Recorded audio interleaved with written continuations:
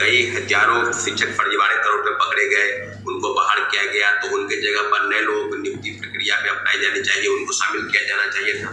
परंतु ये सब मुद्दों पर कहीं से कोई सवाल नहीं है। तो आज जो दोनों जो उप मुख्यमंत्री बने हैं, मुख्यमंत्री तो नीतीश कुमार ही है, परंतु दोनों उप मुख्यमंत्री से सवाल है, खासकर सम्राट चौधरी और विजय सिन्हा जी से, कि अगर आप सत्ता में नहीं थे जब यहाँ पर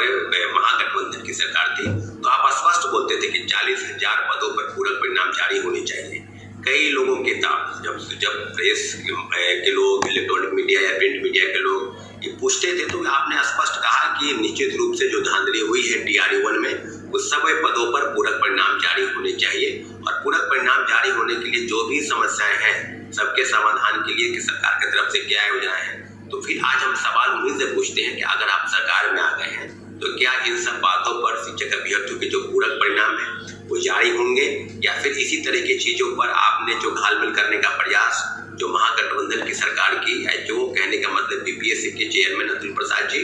और जो शिक्षा विभाग के प्रमुख सचिव के पाठक, दोनों की तरफ से जितने भी मंतव्य दिए गए, पहली बार आपको बता दें कि जितनी भी चीजें मात्र 2773 लोगों का रिजल्ट दिया गया और 4700 पद की सूची शिक्षा विभाग से BPSC को भेजी गई थी। सारी चीजों पर अपडेट अगर इस बात को लेकर है कि DRE-1 में आपको सबको पता है कि दर्जनों याचिका जो है माननीय उच्च न्यायालय में दायर हो चुकी है, परंतु अगर सरकार के जो मुखिया है और मुख्यमंत्री और उप मुख्यमंत्री की तरफ से इस तरह की चीजें सरकार में आने के पहले अगर आप बोल रहे थे, अगर आज आप सरकार में हैं, तो क्या DRE-2 के जो बातें हैं उसको लेकर किस तरह के प्रावधान है? तो मुझे लगता है कि इस तरह की चीजों पर BPSC को एक चिट्ठी भेजा गया है शिक्षा विभाग से कि जल्द से जल्द यानी 31 तारीख के पहले तक DRE-2 के पूरक परिणाम जो ग्रीवांसेस सेल में दिए गए हैं उनको, और जो आपत्ति के रूप में काफी चीजें सामने आई है, कई लोगों का cut off, minimum cut off को पार कर गए हैं, उनके लिए सारी चीजों पर अप टू डेट आपको बताने होंगे। तो एक बात स्पष्ट है कि BPSC की तरफ से जो घालमेल करने का प्रयास किया है, 3 तारीख यानी 3 दिसंबर के दिन एक चिट्ठी जारी हुआ था, 3 जनवरी के दिन, कि हम लोगों की तरफ से एक चिट्ठी जारी हुआ है कि जो भी पूरक परिणाम करने का मतलब कि 14,700 पदों पर सप्लीमेंट्री रिजल्ट निकालने की तैयारी थी, परंतु उस चिट्ठी को वापस लिया गया और फिर छात्र जब शिक्षक अभ्यर्थी जब आंदोलन करने सड़क पर उतरे और लगातार विरोध प्रदर्शन कर रहे हैं, तब जाकर शिक्षा विभाग ने कहा कि 31 तारीख के पहले तक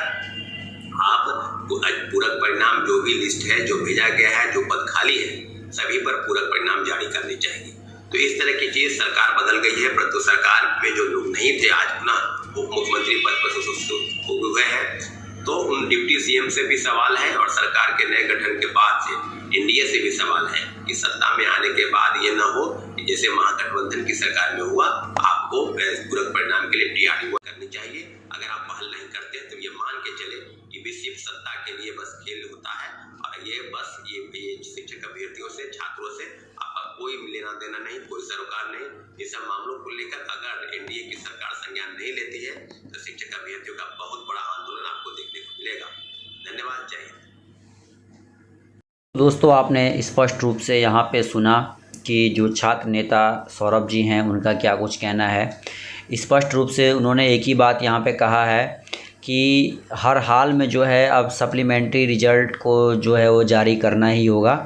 क्योंकि एक लंबे अरसे से जो है वो BPSC इंतज़ार भी कर रहा है और कह भी रहा है कि भाई हम तो इंतज़ारी में हैं कि हमें शिक्षा विभाग की ओर से कोई अपडेट मिले,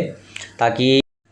की ओर ध्यान दें और रिज़ल्ट जो है वो जल्द से जल्द प्रकाशित करें। तो अब ऐसे में देखना ये होगा कि भाई कब तक जो है ये कहा जा रहा है, डेट तो दी जा रही है कि जो 31 तारीख है, 31 तक जो है वो रिज़ल्ट आने की संभावना। देखते हैं क्या कुछ होता है। इस वीडियो में इतना ही दोस्तों, धन्यवाद दोस्तों।